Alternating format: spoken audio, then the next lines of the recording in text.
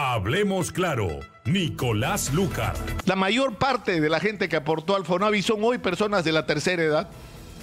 Son personas que no tienen una jubilación adecuada, que han pasado lo peor con el COVID, que están duramente golpeados en términos económicos, que necesitan ese dinero que les quitaron de su sueldo para sobrevivir, para comer y para resolver su problema de salud.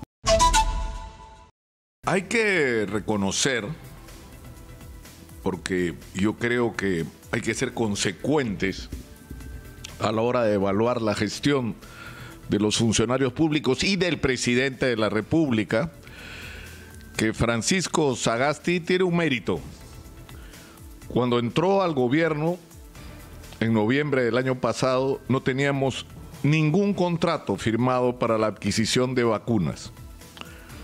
Estábamos en la peor condición que un país podía estar, porque no era solo que no teníamos pruebas moleculares, que no teníamos oxígeno, que no nos alcanzaban las unidades de cuidados intensivos, sino que nuestra principal protección en un contexto como este, es decir, agobiados por una pandemia y con un sistema de salud que se caía a pedazos y que era incapacidad de resistir, no la pandemia, una situación normal de salud pública en cualquier país, en ese contexto no teníamos vacunas. Y hay que reconocer que 6 meses después tenemos vacunas. Y se va a lograr el objetivo de vacunar antes de que termine el año a por lo menos el 70% de la población, con lo cual vamos a lograr lo que los especialistas llaman la inmunidad de rebaño. Eso está bien. Y hay que reconocer el mérito a lo que se ha hecho. Y la manera como se está haciendo, en el sentido de abrir el espectro y comprar vacunas a todos los que las tengan y aplicarlas de la manera más ordenada posible. Pero así como hay que tener, digamos, la responsabilidad de reconocer los méritos, hay que reconocer también cuando las cosas se hacen mal. Y la decisión del gobierno de que el Procurador Público para Asuntos Constitucionales presente una acción de inconstitucionalidad ante el Tribunal Constitucional en contra de la ley que ordena la devolución de sus aportes a los fonavistas es una barbaridad. ¿Y por qué es una barbaridad? Porque el argumento que están usando es que el Congreso de la República no puede disponer de gasto público, no puede decidir sobre gasto público. Discúlpenme, ¿la plata de los fonavistas es pública? Es decir, el dinero que le sacaron a la gente de su sueldo para darle una vivienda, que en la inmensa mayoría de los casos nunca se lo dieron, ¿de quién es? ¿Del gobierno?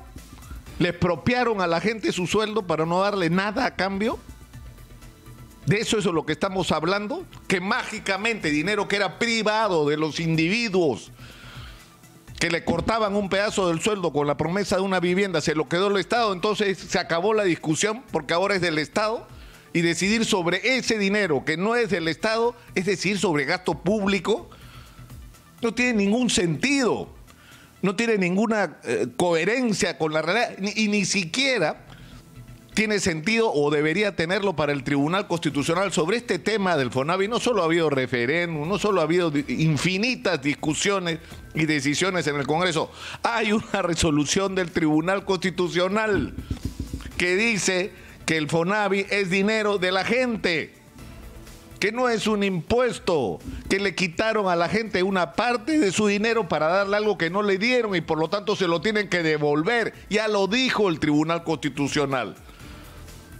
Y el argumento es que es mucho dinero. Por supuesto que es mucho dinero, que le quitaron a la gente y es su derecho que se lo devuelvan. Yo pregunto, discúlpenme, si le debiéramos a un banco internacional, ¿estaríamos discutiendo si hay que devolverle el dinero o no?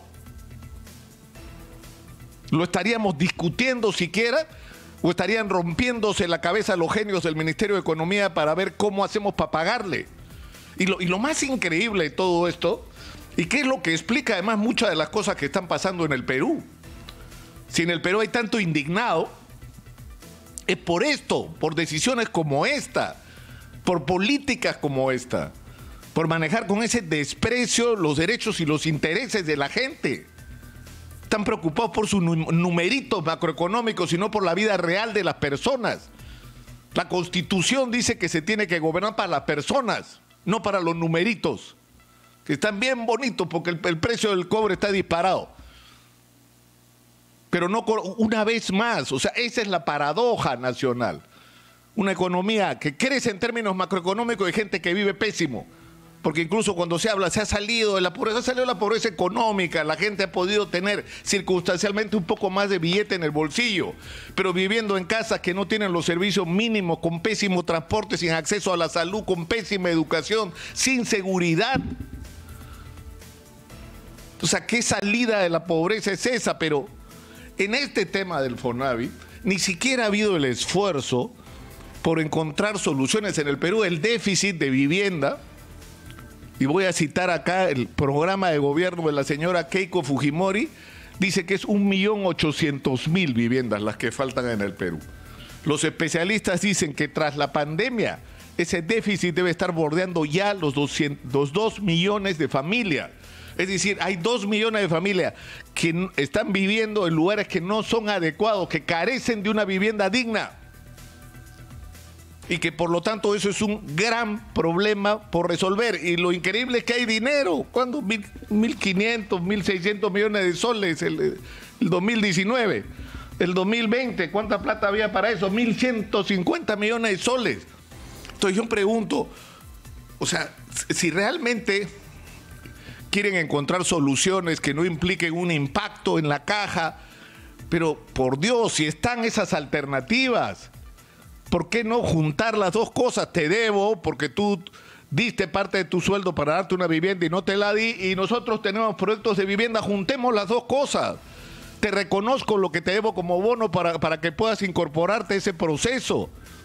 Y si ya tienes una vivienda, tú podrás negociar con terceros ese bono o cualquier solución de esa naturaleza que los técnicos que tienen imaginación la usan cuando les importa lo que tienen al frente. Pero cuando no les importa, como dicen los mexicanos, le vale madre los problemas de las personas. La mayor parte de la gente que aportó al FONAVI son hoy personas de la tercera edad. Son personas que no tienen una jubilación adecuada, que han pasado lo peor con el COVID, que están duramente golpeados en términos económicos, que necesitan ese dinero que les quitaron de su sueldo para sobrevivir, para comer y para resolver su problema de salud. Y si a los técnicos del Ministerio de Economía no les importa, no es un tema importante para ellos, no es algo relevante, no es algo que merezca su atención y su creatividad, es la explicación de por qué estamos como estamos. Porque se aplica en todos los casos, donde lo que está en el centro es el interés de las personas. Por eso estamos como estamos. Por eso estamos expuestos a esta situación políticamente inimaginable. Inimaginable. ¿Por qué? Por esto, por este chip, por este tipo de conducta con respecto a lo que son los intereses de las personas y los problemas de las personas. Yo estoy seguro, espero que el Tribunal Constitucional ni siquiera admita esto, porque no tiene pies ni cabeza, porque el tribunal ya resolvió sobre este asunto y porque es absolutamente impertinente. O sea que, señores del Ministerio de Economía, hagan su trabajo, pues. Preocúpense por la gente, que se supone que para eso están ahí. Hablemos claro, Nicolás Lúcar.